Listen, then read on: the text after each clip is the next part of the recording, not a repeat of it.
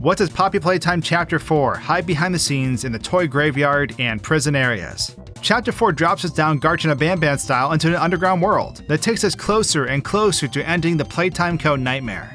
In this video, we'll be showing you how the game works behind the scenes by exploring out-of-bounds areas. Like, what happens if you make inside the prison's main entrance before it closes? Or did you know there are a bunch of kissy-missies buried in the toy graveyard? We'll also be breaking things along the way, but if I'm being honest, I actually don't have to do much since this chapter is kind of a buggy, hot mess. Remember kids, always extensively test your save system before you put out a game. Please. So, I hope you enjoy this behind-the-scenes look at the start to the 4th chapter. So for each area, I'll be doing a short recap of what transpires there, so we can then go back and show how it works. We start the game off on an elevator with Poppy heading down. After stepping off, we navigate through a tutorial area where we need to grab a battery. We open the door and then run, jump, swing, and squeeze through some caves. We then burn some rope and make our way out to the toy graveyard. As we walk through these hills, several minor jump scares occur, like critters scurrying about, or arms moving in the piles. We then see the prison entrance. But before we can make it to the Batcave, Abraham Lincoln pops out of his grave. And by honest Abe, I mean we get swarmed by an army of little dudes.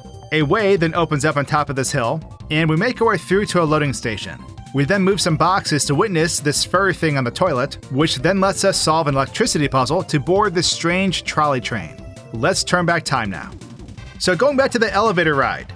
As the map loads, we can see that Poppy starts off in a T-pose before starting their animation. And while this is going on, we can check out this whole elevator shaft to see what's up there. There's lots of doors and platforms, and there's objects on these platforms, but none of the doors actually lead anywhere. And this goes up for quite a while, with balconies that the player would never even see. So if we were to break off this elevator and make it onto one of these platforms, we can see that these walkways actually can be walked on. They all have collision, although there's nothing that we can do up here. So it's kind of funny, but if we were to fall to the bottom and hit our checkpoint, we can then reload our checkpoint and have the elevator come down to us, and we can get on as it's opening up. This then lets us take the elevator up with Poppy, and as she's talking, she normally gets cut off. But as you can see, nothing actually cuts her off, and the dialogue still gets cut off.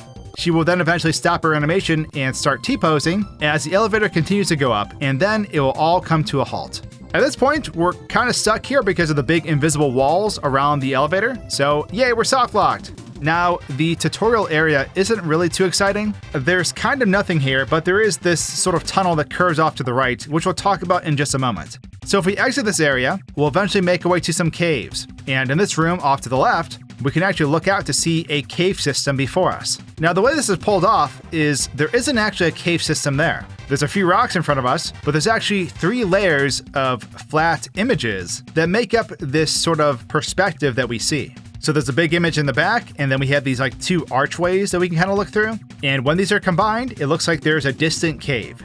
This saves the game and the player having to render out this entire cave system if they're looking out, so it's actually very optimized to do it this way. But this is a camera just flying around so you can see what this looks like from different perspectives. The next area we come to has flowing water and a waterfall, and this is what that looks like up close. Now we can't get out of bounds here because there is a impressive invisible wall, but we can still take a look at this. Similar to the waterfall off-axis area, there is also some holes in the ceiling up ahead that let us see a bit of a building, but if we look up above, there's actually no building there, but we can't see sort of like a walkway. So at this point, I'm just going to zoom out so you can see this whole area, and it's honestly quite impressive how it's all layered together. Now this is just the first area, and the toy graveyard will load in next, but not until we go through that little squeeze section. This section basically acts as a loading switch for the next area. Now, this graveyard is full of lots of low-poly models. It's a very impressive, visual section as you're meandering through this, and there's things occurring around you. You have these giant piles of bodies on both sides, and you have critters that scurry across, and there's also these arms that move in the piles. All of this helps contribute to the tense situation that the player is experiencing. You don't know what's going to jump out, and it's actually a very good build-up for horror. But let's break down the flow of this graveyard bit by bit. So the first thing we come across is this critter that scurries across. And as you can see, it exits just clipping through the pile of trash, and then it ends up just running through the bodies on the other side. Once this animation is complete, the toy then T-poses beneath the pile of bodies. And next up, as we move forward, we're going to see an arm that's waving to us from the trash pile. And I find these very interesting because these are all pink, and they're all actually kissy-missy. So there are multiple big kissy-missies in this area, and all of them are just sort of like contorted underneath the pile of trash, and only the arm is sticking out. Well, that's not true. The feet on this one is still sticking out from the T-pose, which is kind of funny, but the arm will flail around and then kind of fall limp onto the pile of trash. And this happens several times, each with a kissy-missy underneath a different hill of bodies. And these kissy-missies are not damaged like the variant we see later in the chapter. Now, as we come around this bend, there is a truck that we can see a critter goes on top of. And the critter is actually clipping through the paint cans, which is kind of funny, but this critter will eventually disappear, or you could shoot it with your flare gun to get rid of it early. Now, I want to stop here and talk about these paint cans for a moment, because they kind of do break the immersion a bit.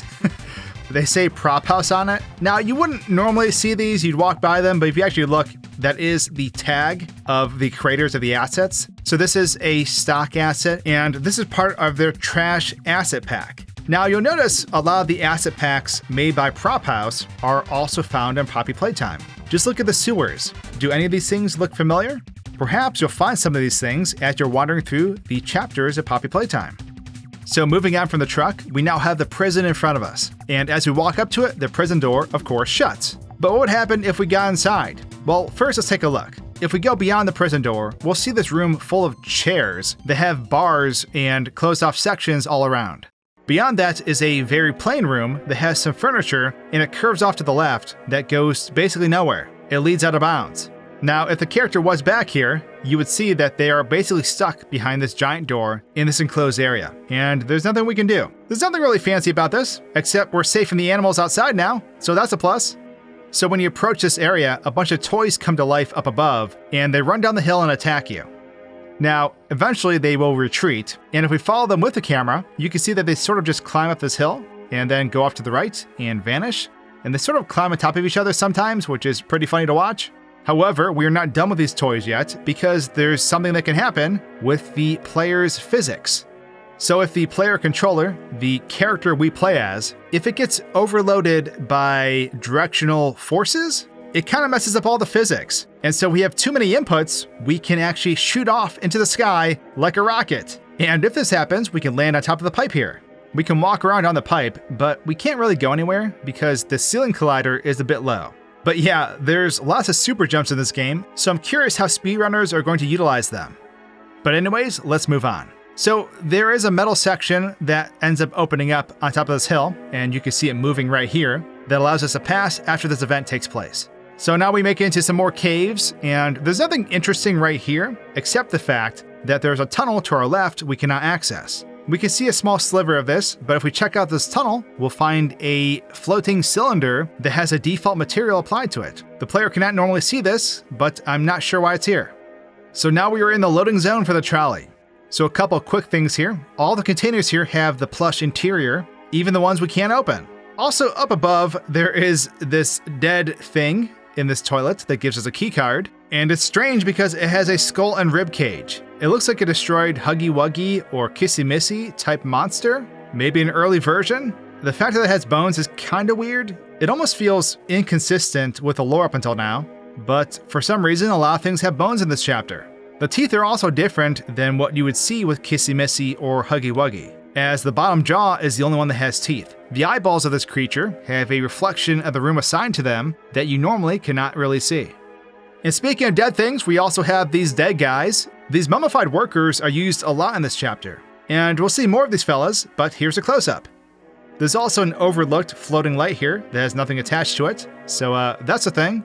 You'll also find out that this is a no-fun zone, because if you try to take the boxes with you inside the trolley, they will vanish the second you step inside. So unfortunately, we can't have a very cramped experience while riding this trolley to the next area. And in case you are curious, the trolley doesn't move. No, once we step inside, only our camera shakes around and the trolley stays put. Which makes sense, because why would you animate that? No one would see it. But we can see that once this sequence is done, the map will unload, and we get warped across the map to the next area as it loads in. And if we skip moving across the map, as it unloads, we'll fall straight down into the endless void. But now it's time for a prison break. Literally. This whole section just reminded me of the movie Cabin in the Woods. If you know, you know. So in this section, you'll need to leave your cell and activate a switch from above. This will unlock the front of your cell, allowing you to head downward. You'll have to look for a hole in a different holding cell to drop down as you make way to the bottom level and through a boarded up tunnel. This eventually leads you to an area where you'll get a red hand as you get jumped for your lunch money. You survive the scuffle, punch in 3255 into the computer at the end of the area, and then open the faraway door. With your new red hand, you'll hang up an Ollie, who won't stop calling, and then scoot your way down a hallway of bodies for another Ban keycard. You open a door, drop down to a red gas zone, and have to hurry and find a valve to turn it off, thus allowing you to leave the prison cell blocks. Let's go back to our cell for now and end the recap. So starting off, let's talk about what's beneath this entire prison area. So if we go beneath the floor, you'll find that we have all these different nightmare critters lined up on each side, and they're all in a T-pose. And I can only assume that these are here so that when the ambush happens, they'll have all the models already fully loaded in.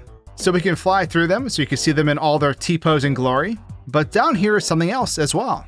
There are 2 pieces of developer text left behind beneath the level accompanying these objects. One has a battery slot with the phrase "used to turn off hand scanner above," and another is an electrical source that says "do not delete," needed to keep an HS in unpowered state. And we can only assume that the HS stands for hand scanner given the other developer text. So both of these are down here with the nightmare critters on both sides. When we first unlock our cell and leave it, we're going to see a nightmare critter scurry on by. And if we follow this critter, we'll see that they go into the cell next to us, and they loop around to the back and essentially disappear where the toilet is at. Next, we can encounter 2 critters eating meat in a cell, and this cell serves as a tutorial for us, showing us that we can shut the doors to prevent the critters from escaping, which will come in handy in a little bit. So there's a couple things about this cell. One, if you shut the cell door and stand there, you're going to get smashed between the cell door and the invisible wall, preventing you from going inside. This does kill you, and there is no checkpoint, so you're going to have to unlock your cell again.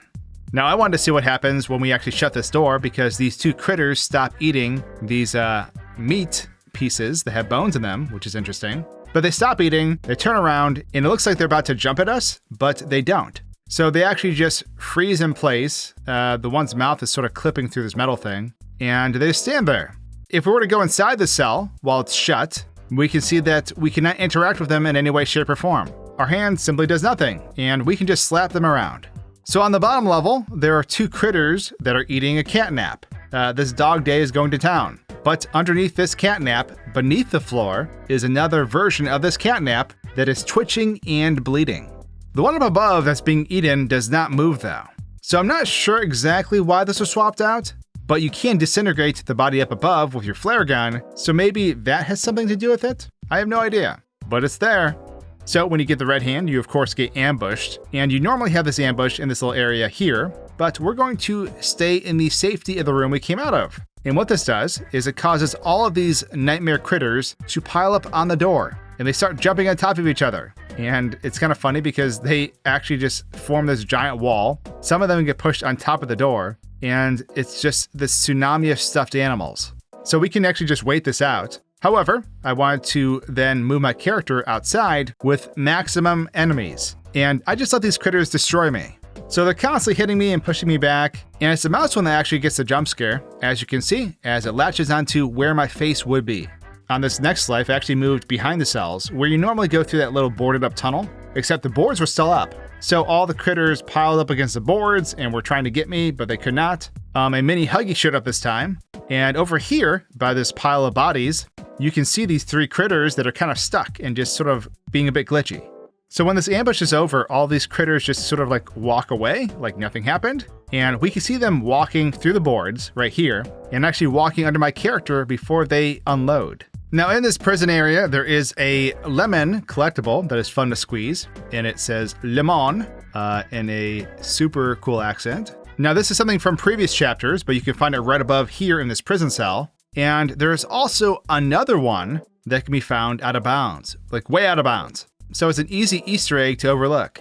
So after we leave this area and we get to that hallway of mummified workers, we can see they all relatively look the same, but a lot of the suits have different names. So I'm gonna go around right now and show you different names on the suits. But funnily enough, there are some repeat bodies that are right next to each other with the same name. Perhaps someone forgot to swap it out? Or this guy just had a lot of brothers or was cloned.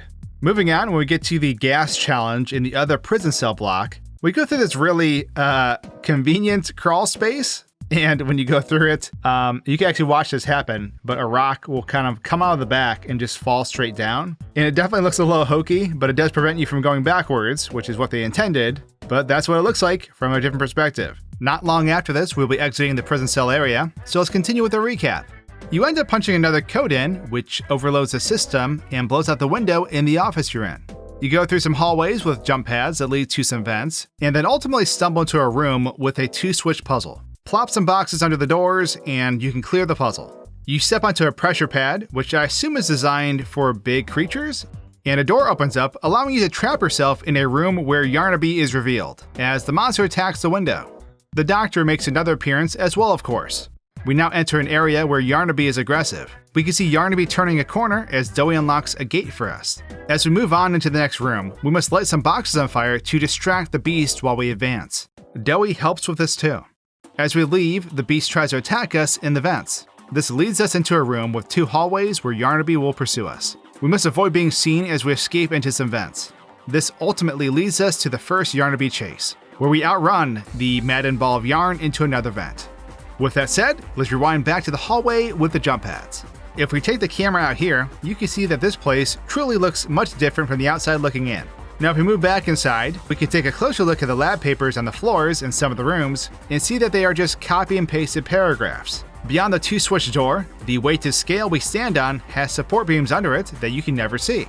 But now let's talk about Yarnaby and when he first appears. So in the area where Yarnaby appears, behind the glass, we can see all the other nearby cells are empty, including the one where it looks like Yarnaby's claws cut through the metal door. So for Yarnaby's cell, he first appears in the cell until you step inside, and then he gets warped underground. As the cutscene plays out, Yarnaby will be warped back into the cell just before they jump out. And this is what that jump out looks like in slow motion. They just sort of appear in the cell, normally obscured by darkness, and lunge out at the glass. Watching this in slow motion is definitely freaky.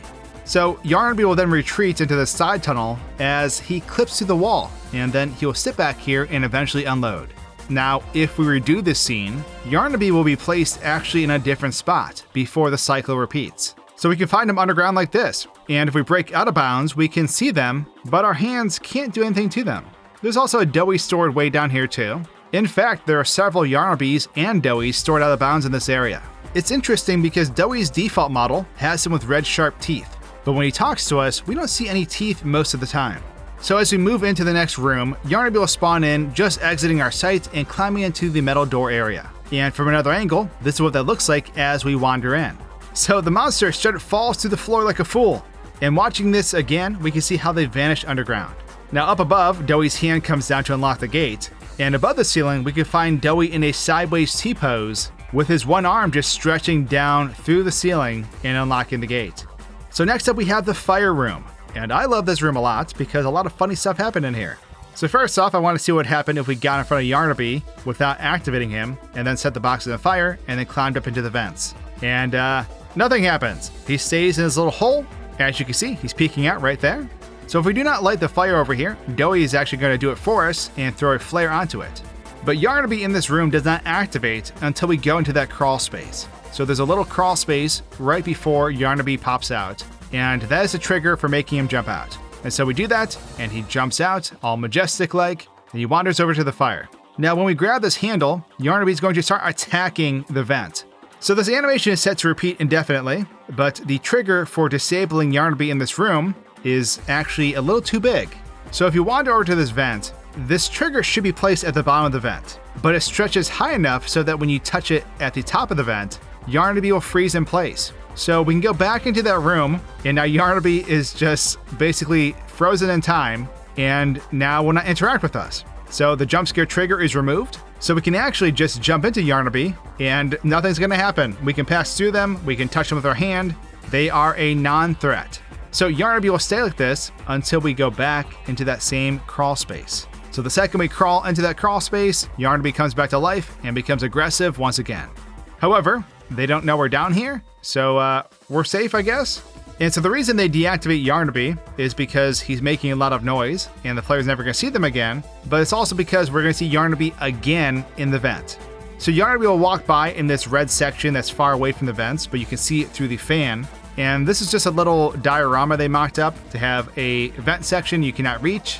And so Yarnaby will walk past this, continue to walk in place, but they will then vanish and then warp to the front of the vent and stand there frozen in place.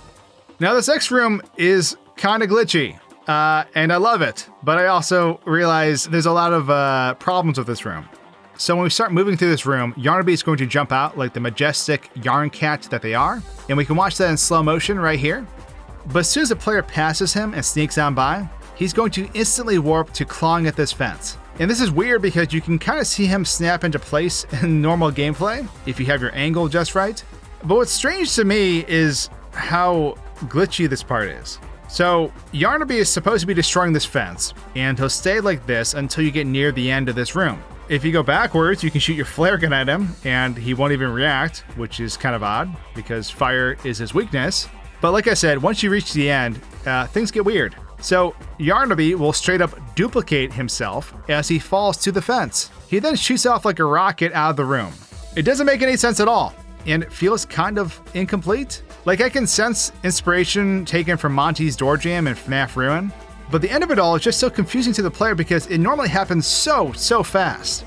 And both Yarnabys basically shoot through the wall, and they're in the room that the fire was happening in, and they're both just clipping through the storage shelves before both copies unload. And the fence is still standing too. Yarnaby phased through it without destroying it.